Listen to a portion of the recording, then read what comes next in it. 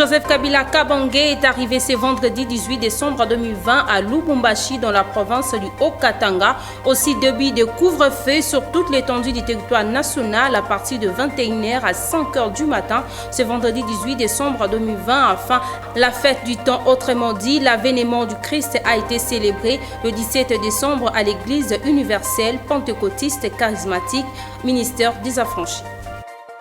Bienvenue mesdames, messieurs dans cette grande et nouvelle édition du journal. À la une, Joseph Kabila Kabange continue son périple dans les Grands Katanga après Kolwezi, dans le Lualaba. L'autorité morale du Front commun pour le Congo, l'ex-président de la République, est arrivé ce vendredi 18 décembre 2020 à Lubumbashi dans la province du Haut-Katanga. Suivez.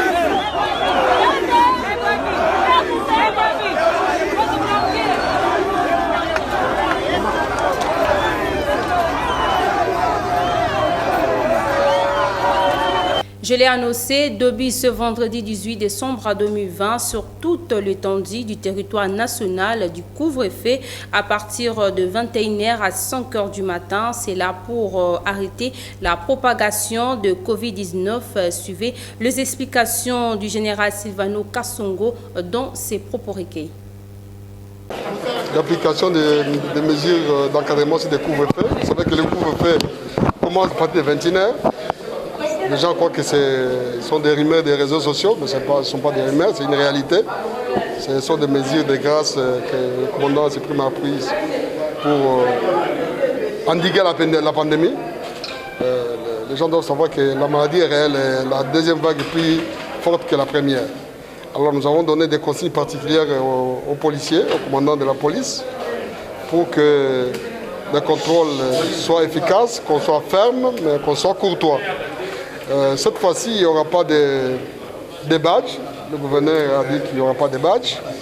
Mais il y a des cas d'exception. Par exemple, les cas de santé. Quelqu'un qui est malade et qui va à l'hôpital. Quelqu'un qui va dans une pharmacie acheter un médicament. Les pharmacies seront ouvertes. Les policiers doivent aussi faire respecter les gestes barrières. Il y a aussi les véhicules transportant les marchandises qui viennent du Bas-Congo. L'arrêté du gouverneur est toujours d'application. Les véhicules vont entrer à partir de 21h. Les véhicules remorques et semi-remorques. En ce qui concerne les voyageurs qui viennent de l'étranger ou de l'intérieur du pays, il y a les billets d'embarquement, les coupons d'embarquement qui vont servir pour passer aux barrières. Ce coupon-là va servir les passagers, l'accompagnateur ainsi que le chauffeur. Le commandant était instruit pour ça. Ensuite, il y a les véhicules d'équipage de certaines compagnies aériennes, toutes les compagnies aériennes qui desservent la capitale, et aussi sont autorisés deux véhicules par compagnie. Ensuite, il y a les ambulances. Vous savez, les ambulances, on ne peut pas empêcher ça. Les ambulances sont autorisées à circuler sans problème. Par rapport aux églises, je crois que vous avez suivi, les églises sont autorisées, mais quand on parle de l'église, c'est l'intérieur, ce n'est pas l'extérieur. Quand c'est à l'extérieur, maintenant, c'est devenu des rassemblements, des attroupements. Les attroupements sont interdits.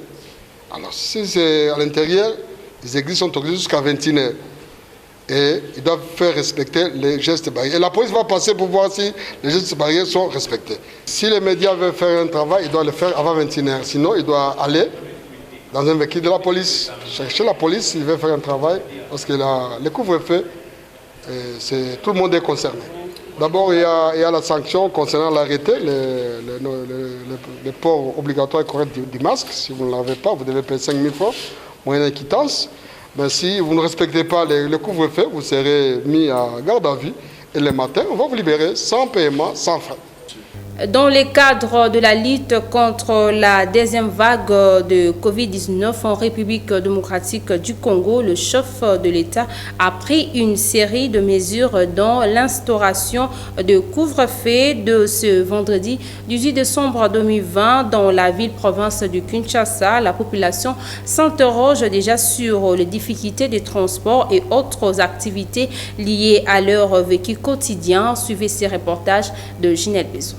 La République démocratique du Congo vit une nouvelle vague de la Covid-19, plus meurtrière que celle ayant paralysé les activités économiques et industrielles entre les mois de mars et celui de juin dernier. Raison pour laquelle, face à cette deuxième vague, le président de la République a pris une série de mesures sanitaires strictes, notamment les couvre-feu de 21h à 5h du matin, du port de masque, de protection communément appelé cache-nez, la distanciation sociale et aussi les recommandations relatives au lavage régulier de mains, au savon ou aux désinfectants. Dans la ville de Kinshasa, la population s'interroge déjà à propos de ces couvre-feux décrétés dès ce vendredi 18 décembre à partir de 21h. Cette dernière estime que l'heure prévue pour le début du couvre-feu pose problème au regard de difficultés liées au transport. Maladie yango ekomika 21h. Boloba maladie côté obiso pe na transport tozo nyokama. Tozo mona passe do wanga pe na cop nanga na zonga pe na 22h. Pona na so ina mon eko na moni cop ezo simba te na ko benda mwa ngonga pona se trouver ata na mwa muke. Na Kinshasa biso to vivre absolument na to dishu.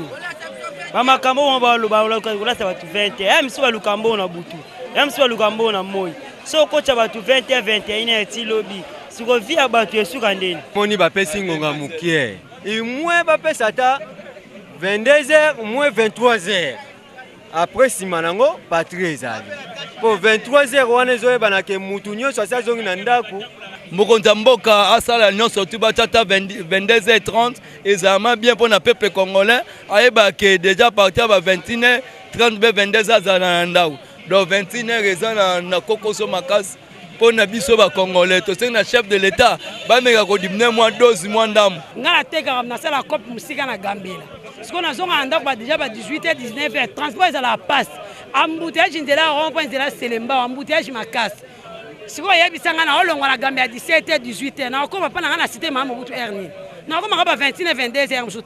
Il convient de souligner que toutes ces mesures prises par le président de la République vont dans le sens de freiner le rythme de contamination de la Covid-19. À l'Assemblée nationale, le président du bureau d'âge a reçu en audience le jeudi 17 décembre 2020 la délégation des anciens parlementaires accompagnés de veuves de leurs collègues décédés. Question de solliciter l'implication de Mbosso Kondia en ce qui concerne l'amélioration de leurs conditions de vie. Reportage de Joël Nomankoy. En séjour au Maroc, Marie Toumba Nzenza, ministre des Affaires étrangères, a visité l'agence marocaine de l'énergie solaire et l'office de formation professionnelle et de promotion du travail. Suivez les explications avec Sarah Kindela. En marge de son séjour de travail au Maroc, la ministre des Affaires étrangères, Marie Toumba Nzenza, a visité ce jeudi 17 décembre 2020 l'agence marocaine de l'énergie solaire et l'office de formation professionnelle et de promotion du travail, tous deux installés à Casablanca. Le Royaume du Maroc dispose d'un des plus grands réseaux énergétiques du continent avec plus de 4000 MW de projets opérationnels. Pour Marie Toumba Nzenza, l'accès à l'électricité étant une des priorités économiques du chef de l'État congolais. Quelque temps après, nous sommes là au Maroc en visite, invités par nos amis marocains.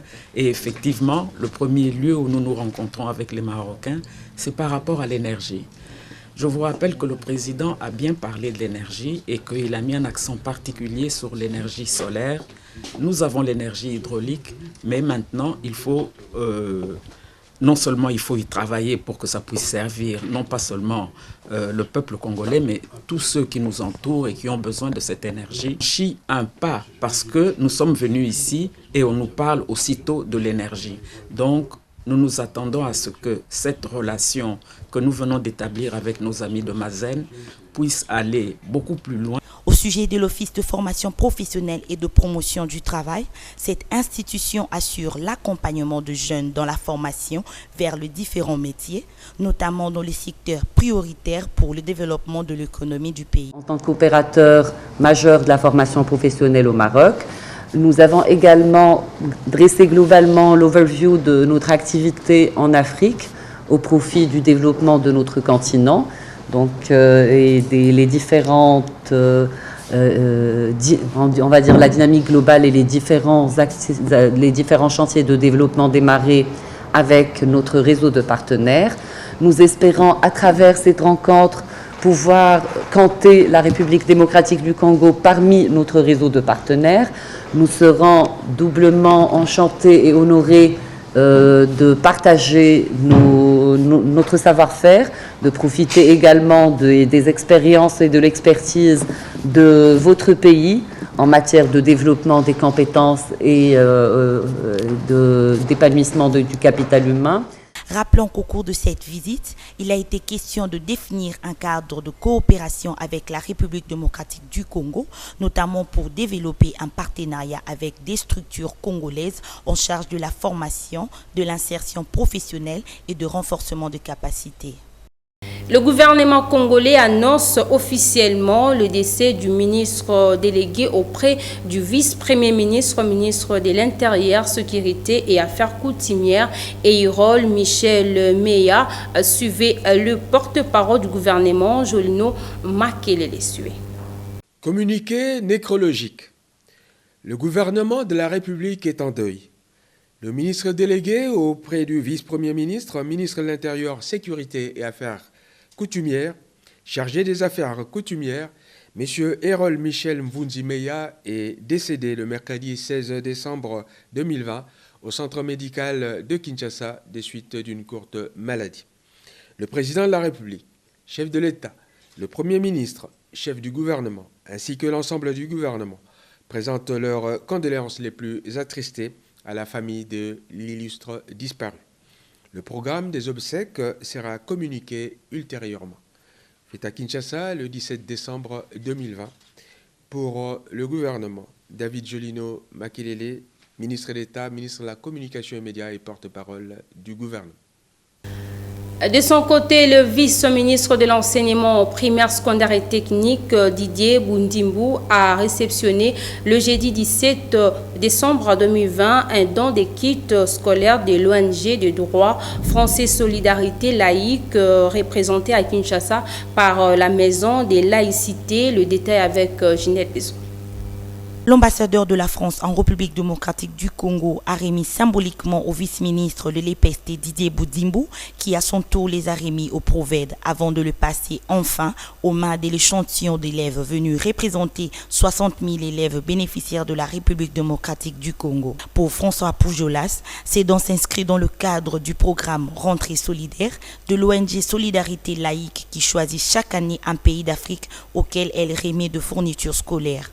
Solidarité laïque est donc, comme cela a été dit, une association française qui, il y a 20 ans, prenant conscience de l'enjeu global que représente l'éducation pour tous, partout dans le monde, a lancé ce qui s'appelle la rentrée solidaire, qui consiste chaque année à choisir un pays et qu'avant la rentrée scolaire dans ce pays, pendant un an, de demander à des associations, à des écoles, à des enfants en France, de recueillir des dons qui permettent d'acheter du matériel scolaire. Le vice-ministre de l'EPST a remercié l'ONG d'avoir choisi la République démocratique du Congo. Je voudrais ici exprimer au nom du gouvernement de la République toute ma gratitude et à la coordination de la solidarité laïque pour avoir réussi, malgré des contraintes dues au contexte de la pandémie à coronavirus, à acheminer ces dons jusqu'à Kinshasa. Je remercie son Excellence, Monsieur l'ambassadeur de la France, pour son implication personnelle à l'aboutissement heureux de la cérémonie de ce jour. Le lycée Matongé a été choisi pour la remise symbolique de ces kits scolaires. Ces élèves ont à leur tour remercié le donateur. Le vice-ministre de l'EPST, Didier Boundimbu, a profité de l'occasion pour demander aux enseignants et élèves de se protéger contre la deuxième vague de la pandémie du coronavirus. On parle religion à présent. L'Église universelle pentecôtiste charismatique ministère des Affranchis que dirige le prophète messager Emmanuel Dodi a célébré le jeudi 17 décembre 2020 la fête du temps, autrement dit l'avènement du Christ. Témoin de cet événement, Dodo Kalonji et Olivier Mawila. C'est sous le thème Le Grand Salut que l'Église universelle pentecôtiste charismatique ministère des Affranchis a célébré le jeudi 17 décembre 2020 la fête du temps, autrement dit l'avènement du Christ.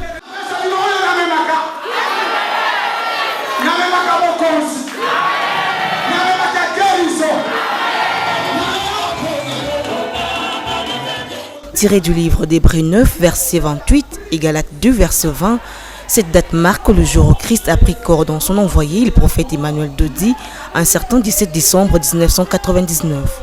Comment nous voulons te parler de M. Dodi. Attends, mais la restaurant. C'est là, on tous les maison qui nous dit. Et puis, ils ont même filmé les personnes. Ce monsieur-là, c'est lui qui sauve l'humanité. Les gens hypocrites. Jamais, allo bisana bandoki, allo bisana bananga. Bien-aimé, je suis du Corée à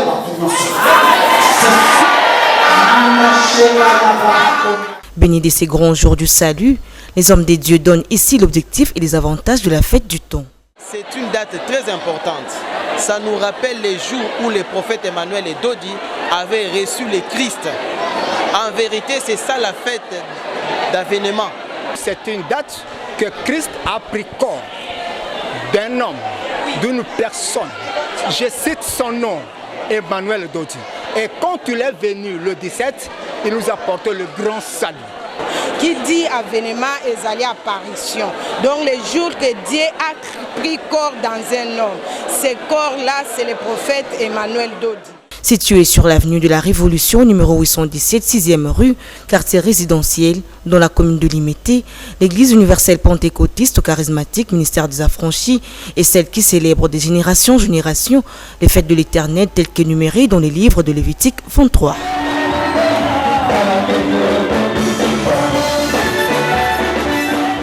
En tournée dans l'ex-province orientale, le cardinal Fridolin Ambongo a célébré une messe à la cathédrale Notre-Dame du Très Saint-Rosaire de Kisangani dans la province de la Chopo. Le prélat catholique a déclaré que le peuple congolais est abandonné à son triste sort. Suivez ces reportages. La cathédrale Notre-Dame du Très Saint-Rosaire de Kisangani était remplie de fidèles catholiques venus ce mercredi 16 décembre 2020 pour écouter le cardinal Fridolin Ambongo. Dès son introduction pendant son homélie, Fridolin Ambongo partage sa désolation avec ses brebis sur ce qu'il a vécu pendant son voyage à Bondo, dans la province de Bazuélé. Ce que j'ai vu et palpé de mes doigts est tout simplement inacceptable. La route, ce qu'on appelait autrefois route, à plusieurs endroits, c'est devenu une succession de trous béats.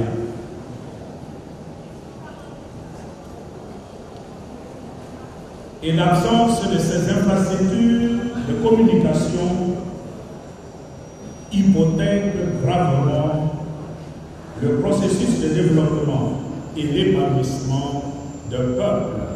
Le regret du cardinal est de constater que ces sorts malheureux de la population congolaise ne préoccupent pas ceux qui sont censés résoudre leurs problèmes. Fridolin Ambongo pointe alors du doigt les dirigeants du pays qui, au lieu de se soucier des problèmes du peuple, se querellent pour le positionnement. Ces sorts malheureux de cette population ne préoccupent pas grand monde. Ceux-là même qui sont censés résoudre ces problèmes ne s'en intéressent point. Un peuple abandonné, un peuple qui n'est plus au centre du souci des grands décideurs de notre pays. Ils sont tous, et surtout aujourd'hui, préoccupés par leur intérêt politique, ce qu'on peut appeler la course au pouvoir. Conséquence, le peuple se sent oublié et abandonné par Dieu, à l'exemple de Jean-Baptiste dans les évangiles, qui suite aux souffrances continues, commençait à s'en douter de Dieu. Le cardinal a dit à ses brebis qu'il est temps de tourner le regard vers Dieu et pas à ceux qui nous trompent à travers des discours mensongers. Parmi ceux qui ont suivi cette homélie, figurez le gouverneur de province, Louis-Marie Walé Lufungula et sa femme, son vice-gouverneur et autres autorités de la province de la Chopo. Vous venez de suivre ces reportages de David Saloumou, notre correspondant depuis Kisangani. Le gouverneur de la ville-province de Kinshasa, Jean-Tiningo Bilambaka, a donné le go des travaux de construction et modernisation de l'avenue Mombele qui longe le commune de Limete et Ngaba. La cérémonie s'est déroulée le jeudi 17 décembre au rond-point Yolo Médical en présence des élus de Kinshasa. Reportage de Ginette Pezo. C'était sous une pluie battante tombée dans la capitale congolaise que le gouverneur de la ville de Kinshasa, Jean-Tiningo Bilambaka, a lancé le jeudi 17 décembre dernier les travaux de construction et modernisation de l'avenue Mombele traversant les communes de Limete et Ngaba. Cette cérémonie a lieu au rond-point Yolo Médical en présence des élus de Kinshasa, des membres du gouvernement provincial ainsi que des notables de 2 communes bénéficiaires du projet. Premier à prendre la parole, le ministre provincial des infrastructures et travaux publics, Thierry Kabouya, a donné les caractéristiques de cet ouvrage. C'est dans cette optique que l'exécutif provincial de la ville de Kinshasa, capitale de la République démocratique du Congo, s'est engagé résolument dans la modernisation des infrastructures routières. Pour le premier citoyen de la ville de Kinshasa, l'objectif est de permettre de meilleures conditions de mobilité des personnes et de leurs biens, ainsi que de booster le développement économique dans la ville de Kinshasa. Qu'il me soit permis de vous exprimer ma profonde gratitude pour votre présence en ce lieu à l'occasion du lancement des travaux de construction et de modernisation de l'avenue Mombele. Ce soutien m'encourage davantage à placer au centre de mon action l'intérêt supérieur de la population en m'efforçant à œuvrer sans relâche en faveur de l'amélioration de ses conditions de vie. S'inscrit dans mon programme d'assainissement dénommé Kinshasa Bopeto. Cette vision est dans la suite logique de celle chère à son Excellence Monsieur Félix Tshisekedi Tshilombo, président de la République, chef de l'État. Je cite, le peuple d'abord. Le peuple, j'aimerais que tous nous soutenions à l'unisson ces programmes ambitieux qui renferment le prémisse d'un vrai développement pour notre ville de Kinshasa. Ici est de noter qu'à ce jour, la ville de Kinshasa s'est déjà engagée dans plusieurs projets de même nature, notamment l'avenue Mongala dans la commune de la Gombe, l'avenue Victoire dans son tronçon compris entre le rond-point Victoire et l'avenue Éthiopie située dans la commune de Kasavubu. Parlons société à présent, le conducteur des transports en commun exerçant le tronçon Nyangwe, Bon Marché et Marché Central lance un SOS pour exiger des autorités de la ville de Kinshasa la réhabilitation de l'avenue Nyangwe dans son croisement avec la direction Koutou dans la commune de Lingwala. Reportage de Berlin Ekaya et Suleiman Kalunga. L'avenue Nyangwe dans sa jonction avec la direction Koutou, non loin de la Libération ex-24 novembre, dans la commune de Lingwala, est divisée en deux. Selon les témoins, le mauvais état de la voie a occasionné le nid de poule ainsi que l'impraticabilité des véhicules. Les usagers de cet axe routier s'inquiètent sérieusement du sort de leur tragique. Les usagers de cet axe routier s'inquiètent sérieusement du sort de leur trafic. Ces derniers interpellent aussi la conscience des décideurs en ces termes. Ouais, Nyangwe, je crois que comme aboye ezalaki mukie. Ezaka ba négligence na ba suivi tozala ngona mboka. Asala ka bien mais peine de faire suivi ezala raté. Mais doit interpeller ka ba konzi baya pour que nzela oyo babongisa tozoriske tonolega suboye te tonolega kalemelembe. C'est ça, yango message ngena pesa ko bakonzi baya basalela biso nzela oyo eleki ezalaki bakosala chantier toza na posa nango oyo ntango afati beto papa tozali na posa bakonzi ya makila lokola ya biso tala nzela nani bana bakolia ndenge. À cause de l'impraticabilité de cette partie de l'avenue Nyangwe, les exploitants du transport en commun ont déserté les secteurs en vue de privilégier des itinéraires moins éprouvants pour leurs engins. La route Bongolo, au niveau de la rivière Kalamou, dans la commune portant le même nom, se trouve dans un état de détérioration totale. La voie est sous la menace des nids de poules, immondices, de l'impraticabilité pour le véhicule. Le reportage de Ginelle Pezo, une fois de plus. Au stade actuel, le constat est amer. Le véhicule éprouve énorme difficulté pour négocier les passages. La route est coupée en deux. Un lac artificiel s'est formé au milieu de cette voie. La population appelle le gouvernement provincial à prendre ses responsabilités pour trouver des solutions idoines face à cette situation.